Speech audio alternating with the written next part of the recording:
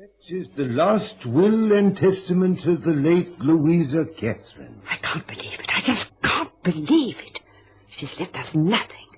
She had all that and we get nothing. There is this letter, ma'am. It's addressed to you and marked private. A letter for me? Quick, where is it? Here it is. My instructions were to give it to you after the reading of the will.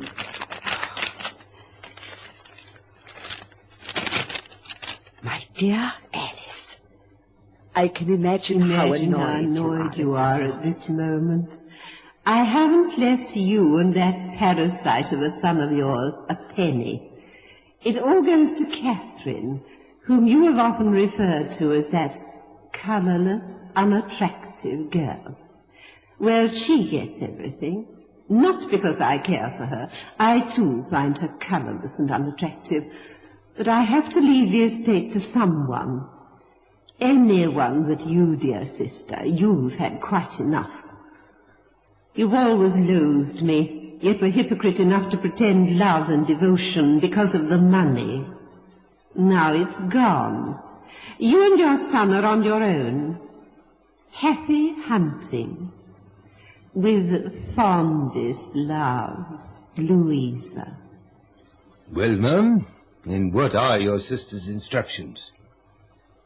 Mrs. Mason, what are your sister's instructions? Oh, she explains everything. Satisfactorily? Of course, most satisfactorily. Well, now the will's been read, you'll excuse me. Come, David. I followed Mother, as I always followed Mother. She was small and elegant. I was tall and gangling and laughably shy, because of her. She did it to me, because she answered for me always. She lived my life for me. I had prayed for money from Aunt Louisa's estate, but there was none for me. There was no way I could escape this stifling love and devotion and possession, no way at all. I followed her to the car and noticed the letter gripped firmly in her immaculately gloved hand. I didn't realize it then, but that letter was to be the key to my freedom. It was to open my cage door and let me fly. But before that happened, I had to stare at the bottomless pit of horror. I had to witness the biter bit.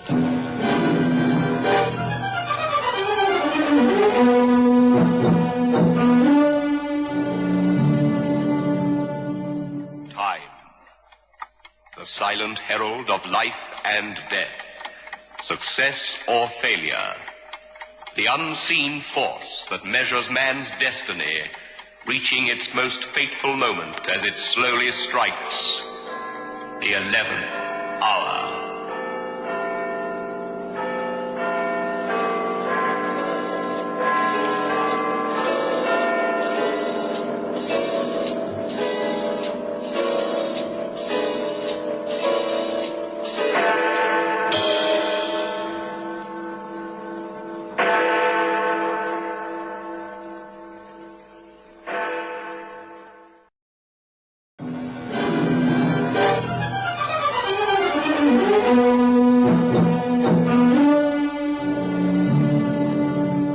She didn't even talk when I parked the car and we walked into the house.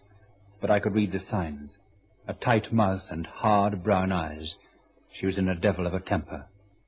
Then suddenly she seemed to explode, and the words poured from her. Louisa was amused when she wrote that letter, amused. And I could imagine the smile on her face. I'm getting even with Alice. I suppose she sat there and thought this is going to be great fun. Oh, what a wonderful opportunity to strike back. What did she write in the letter? Read it. Read it. Go on. It affects your future as well. She calls you a parasite, David. When I think of what you did for her, fetching and carrying without a word of complaint, what other man would have shown her such kindness and consideration? And she thanks you by calling you a parasite, ridiculing you, and leaving everything to that wretched girl, Catherine. Well, what do you think of that letter from your dear aunt? Did you loathe her, Mother? Of course, and you blame me. Do you? That letter proves the kind of woman she was. But if you felt like that, why did you live here with her? Where else could I live, silly boy? Your father decamped and left me no money at all. I had to make my home somewhere. Louisa lived in this tremendous house. She was alone. Of course, this should have been mine originally. Oh? She married the man I loved, and who in truth loved me. She stole him with false promises. Your father came, and I accepted him on the rebound. I see. But I didn't love him. How could I after the way he treated us? You do understand that, don't you, David? It wasn't my fault, the rift in my marriage. It was his. And I brought you here because I felt this was your life. I did it all for you, David. Of course. You did it all for me.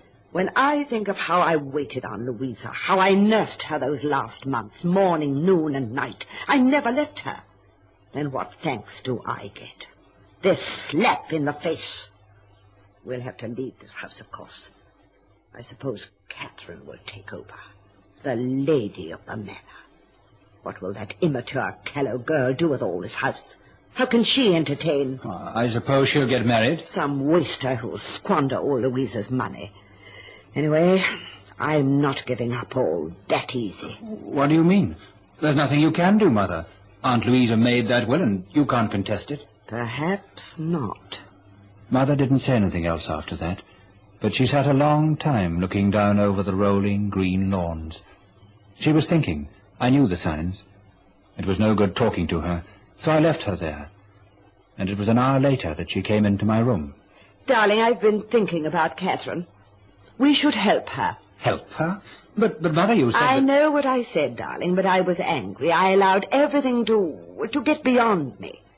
I've been reflecting back over everything. And after all, it was Louisa's money, wasn't it? She was entitled to leave it as she wished. Oh, darling, don't you look so surprised. Well, this is a change of attitude. I was shocked when I heard the reading of that will. Shocked and disappointed. Now I've had time to see everything in perspective. We must ask Catherine to come down. We must extend the hand of friendship, darling. You must be very nice to her. But I'll phone her now. After all, she has no one. She's completely alone, and I dare say this news has astonished and even frightened her a little. Frightened her? Well, the responsibility and all that. It's tremendous for one so young. 80,000 pounds. A great deal of wealth. 80,000. And all this. We mustn't envy her, darling. We must pity her. Now, where's her number? Ah, yes. All written here in dear Louisa's own handwriting. After I've spoken, you take over, darling, and tell her you'd be delighted to call and collect her. But, Mother, I can't stand Catherine. You do as you're told, David. Yes, Mother. And if we play our hands right, we may show a nice little profit on this deal. Catherine Mason speaking. Darling, it's your Aunt Alice. Oh, hello. We would so love you to come down and stay, and then you can settle in permanently later on. Well, Now, don't say no, darling, and spoil everything for David. He's looking forward to your company, and he says, bring your tennis things, as the weather is beautiful at the moment. Wait a minute, darling. Let him talk to you. Here you are, David. But, Mother... Talk to her. Hello, Catherine. hello, David. What about coming down, as Mother suggested? Well, you're very kind. Tennis. Mention tennis. It's good weather for tennis. You collect her and sound enthusiastic. I'll come up and collect you if you like. Well, I was thinking of buying a car, so I could drive down. Oh, you'll come then? Yes. Yes, thank you, I will. I'll phone back later and confirm the day if you don't mind. There are a few things I have to do. Oh, very well, then. Goodbye. Well, I must say you didn't sound enthusiastic, David. It was a deplorable performance. It was enough to put her off completely. She's coming down, Mother, and that's what you wanted, isn't it? She's buying a new car. So, a new car. She's spending the money even before she gets it. A new car. Our little Catherine is launching out. And it's our money, too. That's the wretched part of it. It's our money, David. It belongs by right to you and me. And that little chit is spending it. I suppose it'll be one of those flashy, expensive cars. Mother, if you feel this way about her, why ask her down? Why? Because it's the way I plan it. That's why. You plan it? Mother, what are your plans? What are you going to do? Get what is mine by right. The money? But you can't. Darling, you leave all this to me. What are you going to do? You must tell me. Don't worry yourself with this, David. Now, there's a good boy. I must slip along and arrange the spare room for Catherine. We must make her very welcome. She bustled away, busy with her plans and her thoughts. She was my mother, but there were times when I feared her, and this was one of them. I hardly saw her until Catherine finally arrived, driving a sleek new sports car. My mother looked at it, and her eyes reflected disapproval, but her voice was as smooth as silk. Darling, how beautiful. A lovely new car. Yes. Isn't it nice? And red, so pretty. David, do help Catherine with her luggage. Of course, yes. I suppose I should really say welcome home.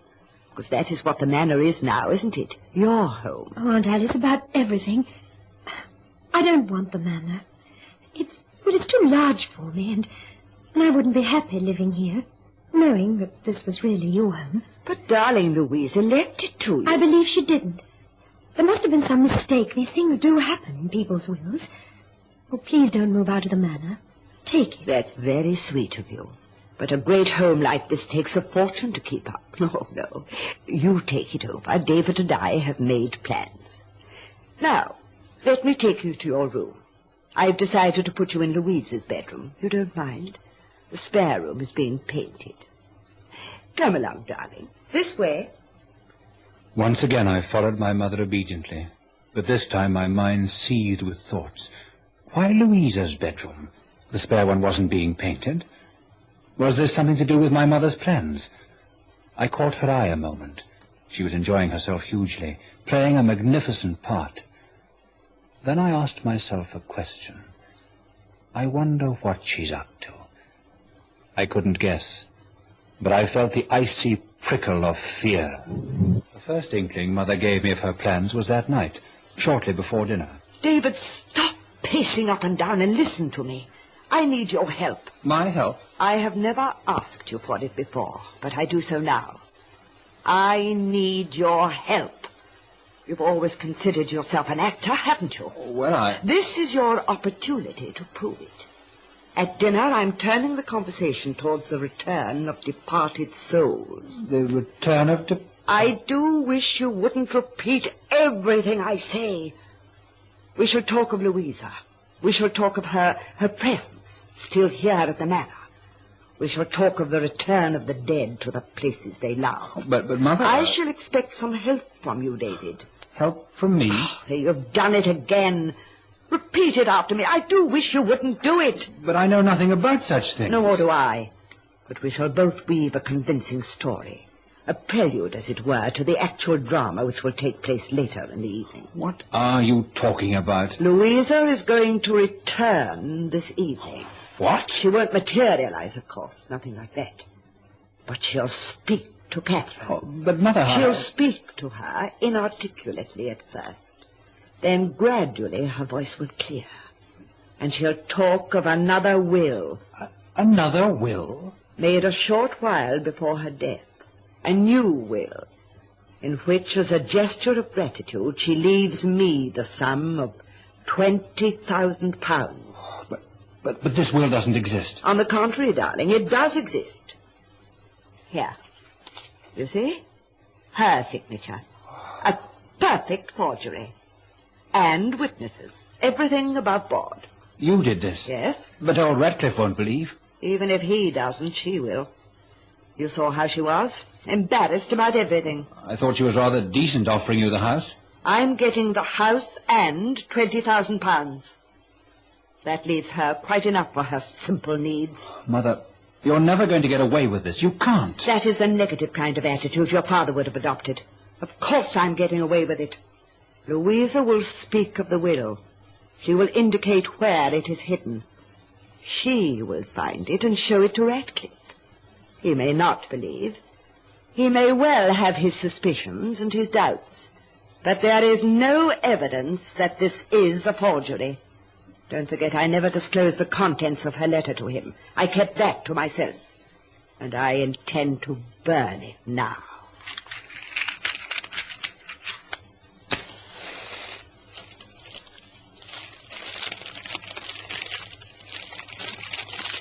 There. That belongs to the past. Oh, you mustn't do this. Please, you mustn't. That from you. And I'm doing this for you. I don't want the money. It means nothing to me. Neither does this house. But you've no career, no profession. You must be protected from life. And money only can do it. I know you aren't a fighter, darling. You're sensitive and you don't like trouble. But leave this to me. First, a tape recorder. You see? I've been practicing Louisa's voice. Listen. Look, look, look. Desk. Hidden drawer. Hidden drawer. How's that? For pity's sake, don't do this. It can only lead to trouble. What if she dies of shock? What then? That is extremely unlikely. Women of that description are horribly helpless. Well, she might get hysterical or anything. All the better. Now, all I ask of you, David, is to assist me. I won't do it. Of course you will, silly boy. Now, you run along and dress for dinner. At 7:30, knock on her door and take her downstairs. I'll slip into Louisa's room and make the final arrangements. But Mother... There isn't much time, David. Now, do as I say, quickly. From then on, it became a nightmare, and I was powerless to resist the strength of my mother. You can condemn and criticize if you will. You can say what you like. I was weak and spineless. Oh, yes, I've said all that to myself many times. It was at dinner that Mother twisted the conversation with almost diabolical cunning. I do hope you'll be comfortable, Catherine. The room looks beautiful, Aunt Alice. I feel most distressed having to put you there. After all, that was Louisa's room. Oh, but that doesn't make me afraid. She was such a sweet person. I'm sure her influence could be only for the very kindest. Well, I'm glad you're adopting that attitude, darling. Especially As what, Aunt Alice? Well, I'd rather not talk about it. Oh, no, please, tell me. Well, this is really David's story. Do you mind if I tell, Catherine? Well, of course you don't. You see, the day after Louisa's death, David saw her. You saw her? Only a pinpoint of light, wasn't it, darling? But her voice was unmistakable. She spoke Softly, and with the greatest effort. But she was distressed about something, wasn't she, David? She seemed to be sobbing. But I know you didn't want me to tell Catherine, darling. But she's very level-headed, and she should know. After all, if you love someone, it's comforting to know that they're around, isn't it? Well, yes, but... Now, let's not talk any more about it. We mustn't make you worried. by the end of the meal, Catherine had unbent completely, and I found myself liking her more and more as the evening wore on. Then, finally, the clock struck 11, and Mother rose to her feet. Darlings, it's so late. Just look at the time. But it's been a most enjoyable evening. Oh, I've enjoyed myself tremendously. Thank you, Aunt Alice. Tomorrow it's tennis for you. Anything to exercise this lazy boy here. I haven't played tennis for ages, but it should be fun. I thought you were very keen on it. Well, I had to give it up some time ago. Oh? I had heart trouble. Heart trouble? Oh, but it's all right now. I'd no idea, Catherine. But then, of course, we haven't seen much of each other, have we? Anyway, we'll remedy that in the future, won't we? Well, here's your room, dear. Oh, good. Peters has remembered to light the fire. There's a bell if you need anything. And I do hope you sleep wonderfully. Thank you, Aunt Alice. You've really been very kind. Good night, darling. Be seeing you in the morning. Good night, David. Good night. Well, that went magnificently. But no thanks to you, David. You were no help at all. You contributed nothing. I had to create the whole atmosphere. Because I felt thoroughly ashamed of myself, that's why. David. You told that unfortunate girl a pack of ghastly lies. Keep your voice down or she'll hear. I hope she does. Mother, you aren't going through with this. If you intend to work yourself into hysterics, kindly leave me and go to bed immediately. We'll wait until 12 o'clock. That is the witching hour. Mother, she's a decent girl. Don't frighten her out of her wits. And remember what she said about her heart. What'll happen if she dies? What then? There'll be the police, there'll be questions, and I couldn't stand it. The trouble with you, David, is that you're a coward. I'm not a criminal, and that's what you are. I'm only claiming what is mine by right. Ask her for it, then. She'll understand, and don't stoop to this deception. She'll give you the wretched money. That is extremely unlikely. Now, let's not stand out here in the passage arguing. We'll go downstairs and wait until 12 o'clock. Come along, David. Once again I followed her obediently. But this time my whole being rebelled against her. For the first time I found myself disliking her. Then in some peculiar way she seemed to sense what I felt, because she looked up at me with her hooded brown eyes and said, "It's no good hating me, David. I'm doing this for you." "I don't want you to do it for me. I can manage." Darling, let's be realistic. You've never done a day's work in all your young life. You've sat back and given me the privilege of waiting on you. That's the way you wanted it, because of your domination. Darling, how ridiculous you are. And do stop shouting. Oh, good. It's 12 o'clock. Now we put part 2 into operation. The recorder has been hidden behind her wardrobe. But the switch is in the passage. It was really very clever of me. Then we'll wait and see what happens. It should be most interesting.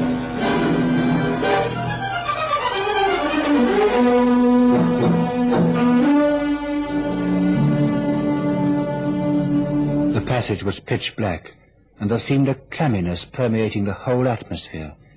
It almost seemed that one of the dead was with us. I stood back and watched her, with hate in my heart, for her and my weakness.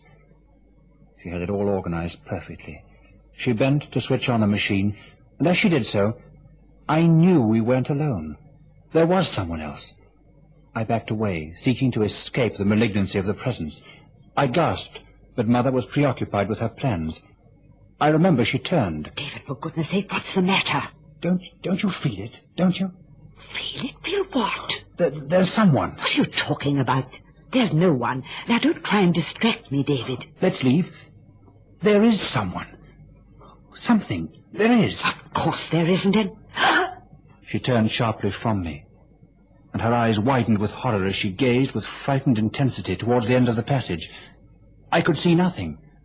Then she gasped. Louisa! Louisa, you... I could hear nothing. I could see nothing. But I was aware of the rising tide of animosity and hate. Then, suddenly, my mother covered her eyes with her hands. She stumbled backward. No, Louisa! No! She turned. She tried to run, but she crashed to the floor with a scream of sheer terror that made my blood run cold. She lay quietly, but I knew even before I touched her, she was dead. The doctor came and the police came. There were many questions, and there'll be many more. They found the tape recorder and the switch. I remember our old lawyer, Ratcliffe.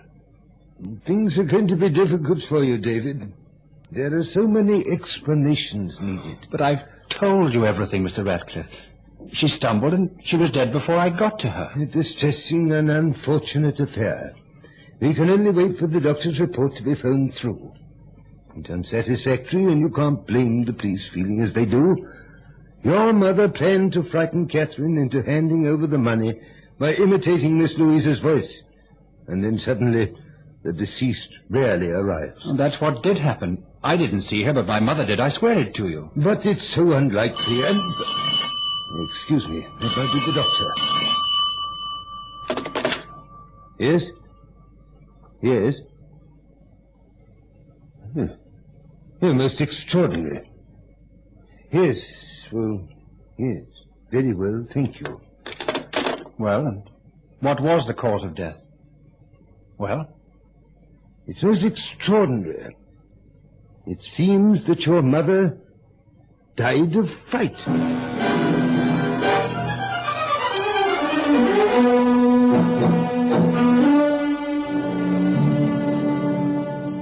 Time, the silent herald of life and death.